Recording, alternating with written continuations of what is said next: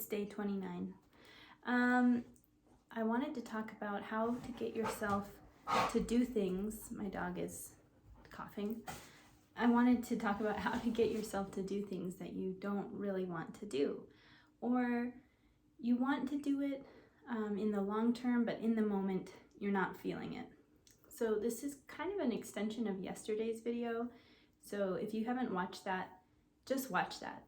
That video is called Reasons Why You're Not Consistent, something like that.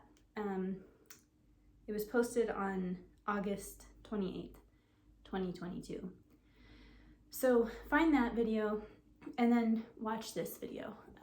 Well, you don't have to. I mean, it doesn't really matter. This is a good standalone video too, but personally, I'm posting this because of the thoughts that I had about yesterday's video, and then just observing myself and kind of, everything I talk about, I will never talk about something that I don't know firsthand.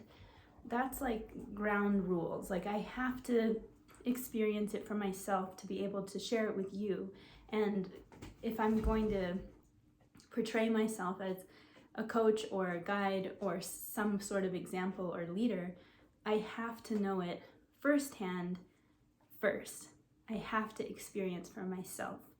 Then on top of that, I might share more information about the conversations I have with my clients, or more messages that come through about that particular topic, but I will always only share with you what I know firsthand and what I've experienced in myself. That's the only way I believe that people can really teach. We have to be teachers beyond theory. That's how we understand each other. That's how we build compassion and empathy. And that's how we truly teach the ins and out of a philosophy, is if we really experience it for ourselves. So my dog is down here. Okay. So how to get yourself to do something that you don't want to do in the moment, aside from what I talked about in the video that I mentioned earlier. Sometimes you understand your reason for doing something and you do feel motivated, and you do work by a calendar and a schedule, and you do feel grounded, and you are organized inside. And what was the other thing, the other factor that came into play yesterday? I'm having trouble remembering, but let's just say you have all those things taken care of and you actually are being consistent with whatever goal it is that you had. But when you sit down to do the actual work, like the nitty-gritty, the actual, like, doing the thing, maybe there's still low motivation, or maybe you just don't feel as excited as you want to be. And that, I wanted to share, that happens so many times. Okay, I'm letting my dog out. You're coming with me. That happens so many times with me, where I just don't have the excitement that I would like to about something that I'm about to do, or a project that I'm working on. But I understand the reason why I'm doing it is really significant, and I'm connected to the why. But I still just want to have more passion when I do it, and more, even more excitement. So, like, there are certain things that I do in my day that I would like to be more excited about, right? So I notice, what do I do to bring up that excitement, and what really works? And for me, it's kind of like focusing on the reward or the treat that you're going to get when you do that thing. So let me give you an example. I write workouts for people. I don't really offer this service anymore because it's not the most rewarding thing to me, especially if I'm not able to coach the client one-on-one in like a life coaching, spiritual coaching sort of way. But I do believe that I saw like smoke coming through my like underneath me, and I was wondering, where is the fire? But I remembered I have an incense going over there inside of the little aloe vera plant. So I don't offer this service anymore because it's just not the most fulfilling thing, especially if I'm not able to work with the client one-on-one on a weekly or bi-weekly basis.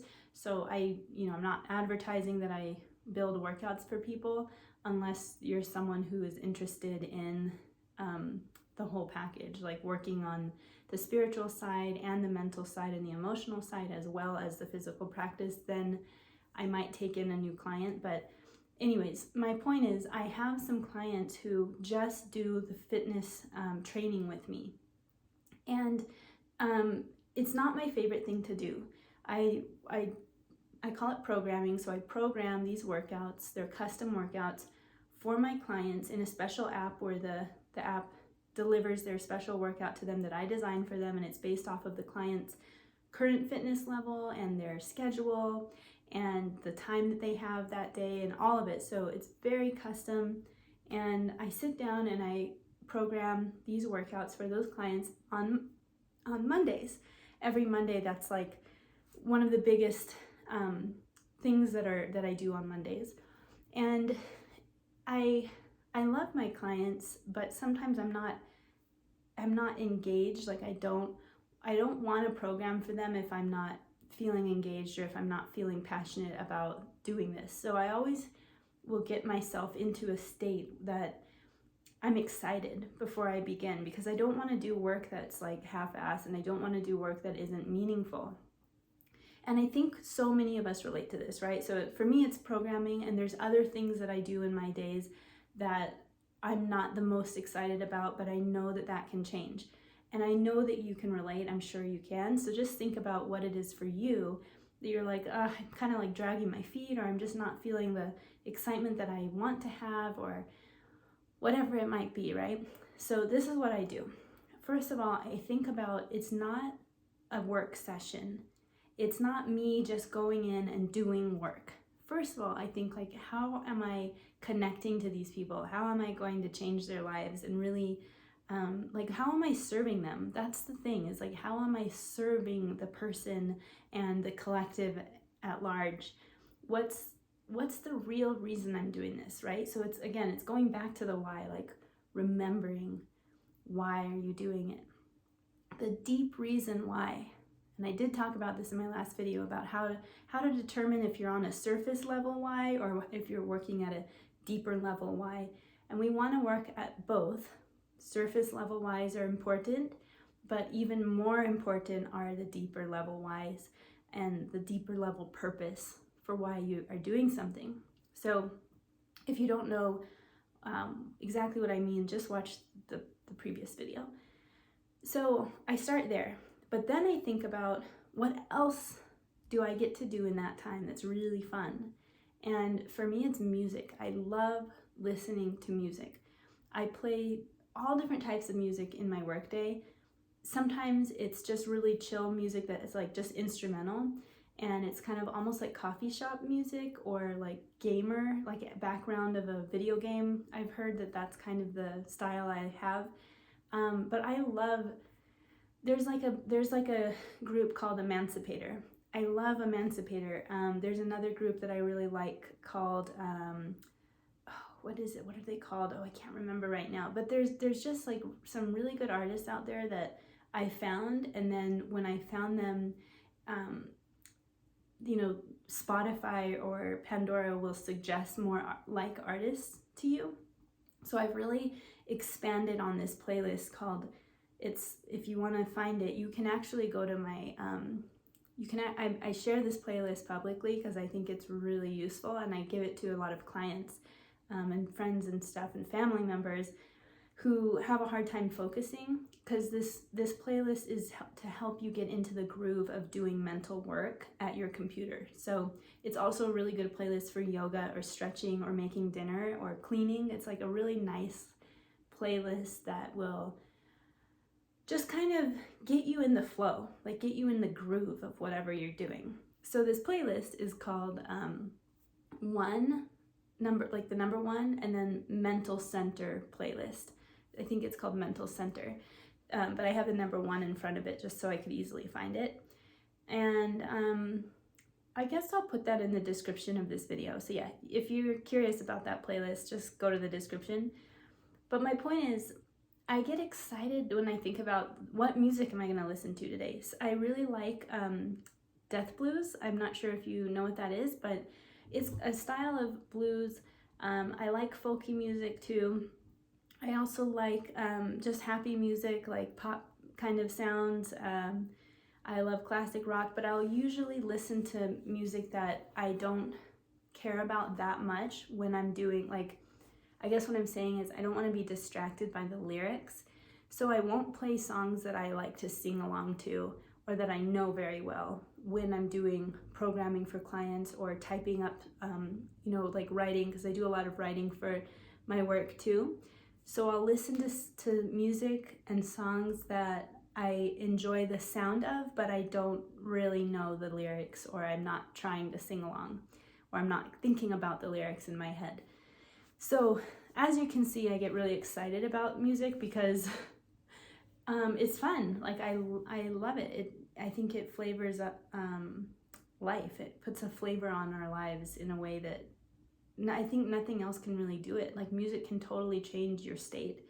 Music can make you feel emotions just by hearing a song. So I definitely get excited once I start thinking about what playlist am I going to listen to, or what songs, and then I can kind of picture myself in the situation of doing that work that I wasn't really excited about, and I start to get excited about it because now I have this like picture in my mind of how it's going to look and how I'm going to feel, and it gets really like attractive. I feel like I'm attracted to that setting. I want to be in that setting.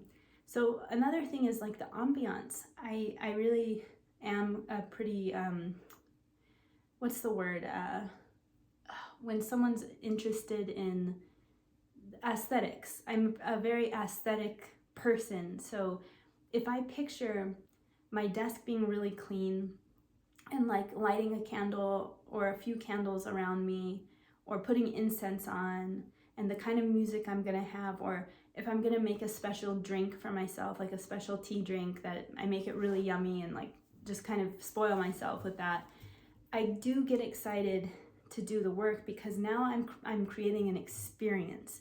It's not just me doing work. It's about me having this experience. And then as I'm experiencing all these aesthetically pleasing and fulfilling things, I'm creating really good quality work. So that's how I motivate myself, honestly, a lot of times. Not always, because there's some things that I just don't have to think about. I just do the work, or it feels less like work. But for me, a lot of times when I'm doing routine things, like work that is on an ongoing basis or feels kind of mundane, that's when I need to use all those tricks. If it's something that I'm creating for the first time, I'm usually very excited. But I've noticed that music is always a huge tool that I'm using. Music, incense, candles, drinks, the cleanliness or the look of my desk really plays into how I'm gonna feel sitting at the desk and working. So really think about the ambiance you create for yourself when you're doing your work and how to make it a much more inviting experience. How to make it sexy, honestly. I know that sounds maybe a little lame, but there's so much work or types of things we do that might feel boring or unfulfilling. Well, how do you make it sexy? Like, there's times where I seriously get myself so ready for the day that it looks like I'm going like to a fancy dinner or something, or it looks like I'm going to a party of some sort. No, I'm just getting myself ready for my work day. And to me, that's how I make things sexy. I want to feel good, I want to look good, I want to smell good, and I want everything to be like that. So the experience is really like, it's pulling me to it, like, yeah, come on, come and experience this. Then I'm like, okay, well, now the work doesn't seem like work. It feels like a fun, like ambient place that I get to be. And I think that's why people go to cafes to work so much. It's they want the experience to be more like spicy than it really is. You know, they go to the cafe to get work done or to make calls or whatever, I don't know. I mean, I go to cafes sometimes too when I don't want to create the experience for myself and I want to go and experience somewhere else. But the thing is, you end up spending money if you go to a cafe, and you also are taken out of your normal environment. So like if you go to a cafe to work, you're going to take your laptop, but you might have a desktop that just has more capability, or there's, you know, you have access to more things. Sometimes it can be clunky to go and set up your workstation somewhere else because you have to set it up. You might have to log back into things. So there can be some clunkiness if you take your workstation somewhere else. But if you create a really inviting workstation for yourself in the regular place that you go to do your work, then it really does add to the experience. So I'll just wrap it up. Music, scents, like a yummy drink, light, like candles or lighting, and even what you wear and how you get yourself ready can truly impact the way that you're looking at your work, and you can make it more exciting, more sexy, more inviting, and that'll make you want to show up. And really, it also is training you, it's conditioning your brain to link up work with that pleasure. Work and pleasure become more closely tied the more often you make your work time a fun and like exciting experience. If it's boring and the same every time, then work begins to feel boring, and your brain associates work with boring or work with hard or work with resistance. So you want to create triggers and correlation in your brain that says work equals these good things. Work equals good. Work equals good. Now you want to show up to work, or whatever you want to call work. It could just be working on a project, getting something done that is important to you but feels daunting. So it doesn't have to be like the classic sense of work. It can be whatever it is that you are working at showing up to. That's all for today. I'll see you tomorrow. Bye.